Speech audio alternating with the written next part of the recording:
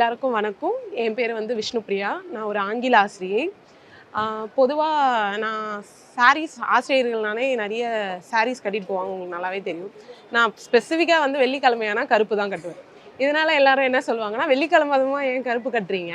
அது வந்து ரொம்ப அது நல்லா இல்ல அந்த கலர். அது வந்து உனக்கு வந்து இன்னும் கஷ்டம் குடுக்கும், இன்னும் கஷ்டம் குடுக்கும், இன்னும் கஷ்டம் குடுக்கும்." ஆனா நான் கருப்ப வந்து நான் வந்து ரொம்ப விரும்பி ஏத்துப்பேன். வெள்ளிக்கிழமையானா அப்பதான் ஸ்பெசிஃபிக்கா கட்டிட்டு போவேன்.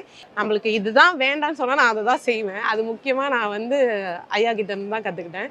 ஏன்னா கருப்பும் ஒரு சாதாரண ஒரு கலர் அப்படின்றதே அவங்களுக்கு நான் சொல்லி தரேன்.